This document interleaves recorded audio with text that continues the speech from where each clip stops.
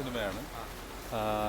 പക്ഷേ കിഷ്കിന്ദ കാണ്ഡം അതുമായിട്ട് കമ്പയർ ചെയ്യുമ്പോൾ അത്രത്തേക്ക് വന്നിട്ടില്ല. പക്ഷേ ലാസ്റ്റുള്ള ക്ലൈമാക്സ് ഒക്കെ നല്ലതാണ്. അപ്പം ഇറ്റ്സ് എ മസ്റ്റ് വാച്ച്. അത് ഓക്കെ, അത് കറക്റ്റാണ്. പക്ഷേ അതെനിക്ക് തോന്നുന്നത് ക്ലൈമാക്സിലേക്ക് അടുക്കുമ്പോഴത്തേക്കും അത് ക്ലിയർ ആവുന്നുണ്ട്. പിന്നെ എനിക്ക് തോന്നുന്നു കുറച്ചൊരു ഇൻ്റലക്ച്വൽ മൂവിയാണ്. അപ്പോൾ അതൊന്ന് ശ്രദ്ധിച്ചിരുന്നാലും സിനിമയെക്കുറിച്ച് മനസ്സിലാവും. പിന്നെ അതിൽ ഈ പറയുന്ന പോലെ ഡയറക്റ്റായിട്ട് നിങ്ങൾക്ക് മനസ്സിലാവുന്ന ഒരു സിനിമയല്ല. കുറച്ച് ശ്രദ്ധിച്ചിരുന്നു കഴിഞ്ഞാൽ ഓബ്വിയസ്ലി നിങ്ങൾക്ക് മനസ്സിലാവും. എല്ലാവരുടെയും ഏതാണ്ട് നല്ലതാണ്. സന്ദീപ് നല്ല നല്ല ആക്ടറാണ്. പിന്നെ ഒരുവിധം എല്ലാവരും കാസ്റ്റിംഗ് നല്ല തന്നെയാണ്. നല്ല പടമായിരുന്നു. പ്രത്യേകിച്ച് എന്ന് പറഞ്ഞാൽ കിഷ്കിന്ദ കാണ്ഡം പോലെ തന്നെയായിരുന്നു. നല്ല ഇൻട്രസ്റ്റിംഗ് ആയിരുന്നു. നല്ല സ്ക്രീൻ പ്ലേ കൊള്ളായിരുന്നു. നല്ലൊരു വെറൈറ്റി പടം തന്നെ.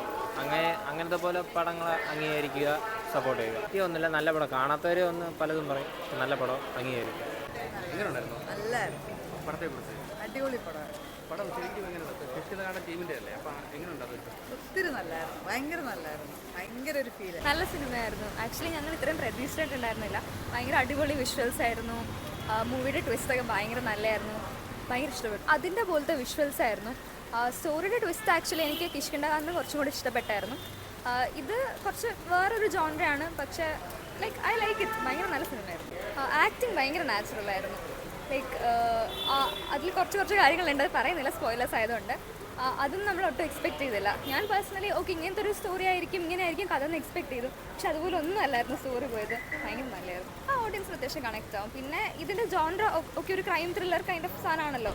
അപ്പോൾ റിലേറ്റബിൾ ഒന്നല്ല ഒബ്വിയസ്ലി, പക്ഷേ കണക്ട് ആവും. ഓഡിയൻസിന് ഭയങ്കര ഇഷ്ടപ്പെടും. പിന്നെ ഒരു പക്ക തിയേറ്റർ എക്സ്പീരിയൻസ് ആണ്. ആ വിഷ്വൽസ് ഒക്കെ ഭയങ്കര അടിപൊളിയാണ്. സോ തിയേറ്ററിൽ കാണുമ്പോൾ അതൊരു പ്രത്യേക രസമാണ്. അടിപൊളിയായിരുന്നു. നല്ല പടം, നല്ല നൈസ് വിഷ്വൽസ് ആയിരുന്നു. കിഷ്കിന്ദ കാണ്ഡം പോലെ തന്നെ ഒരു ജനറാണ്. പിന്നെ അവസാനം സ്പോയിലർ അല്ല, ബട്ട് സെക്കൻഡ് ഹാഫ് നമ്മൾ പ്രതീക്ഷിക്കാത്ത പോലത്തെ കുറച്ച് ഇതുണ്ട്. അത് അപ്പോൾ അവസാനം സിനിമ കണ്ടിറങ്ങുമ്പോൾ നമുക്കൊരു സന്തോഷം വരുന്നുണ്ട്. അങ്ങനത്തെ ഒരു ടൈപ്പാണ്. നല്ല അഭിനയമാണ്. സന്ദീപിൻ്റെ നല്ല അഭിനയം തന്നെയാണ്. മേജർ വിഷ്വൽസ് ആ ഫോറസ്റ്റിൻ്റെ അകത്ത് തന്നെയാണ്, കാടിൻ്റെ അകത്താണ്. അത് നല്ല ഒരു ഫീലാണ്. തിയേറ്റർ എക്സ്പീരിയൻസ് നൈസാണ്. വിഷ്വൽസ് പ്രത്യേകിച്ച് ഇക്കോ കൊള്ളാം. കിഷ്കിന്ദ കാണ്ഡം കണക്കാം. കിഷ്കിന്ദ കാണ്ഡമല്ല, കിഷ്കിന്ദ കാണ്ഡത്തിൻ്റെ ആ ഒരു ലെവലിലൊക്കെ തന്നെ.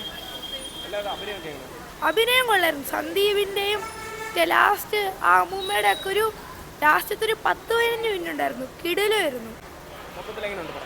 മൊത്തത്തിൽ കൊള്ളാം. DOP ആണെങ്കിലും ശരി, BGMs ആണെങ്കിലും ശരി, എല്ലാം കൊള്ളായിരുന്നു. പടം റൈറ്റിംഗ് ഒക്കെ ബാഹുൽ രമേശ് കിഷ്കിന്ദ കണ്ട പോലെ തന്നെ ഞെട്ടിച്ചിട്ടുണ്ട് ഇതും.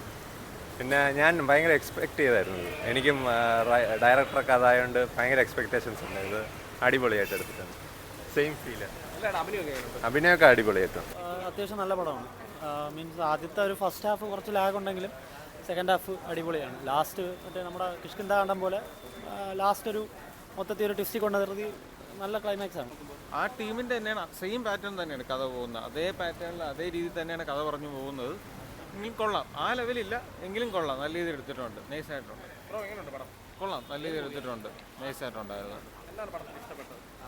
ഒരു മിസ്റ്ററി ത്രില്ലർ ആ പാറ്റേണിലാണ് പോകുന്നത്. മിസ്റ്ററി ത്രില്ലർ പാറ്റേൺ സിനിമകൾ ഒരുപാട് ഇഷ്ടപ്പെടുന്ന ആൾക്കാർക്ക് നല്ല രീതിയിൽ ഇഷ്ടപ്പെടും.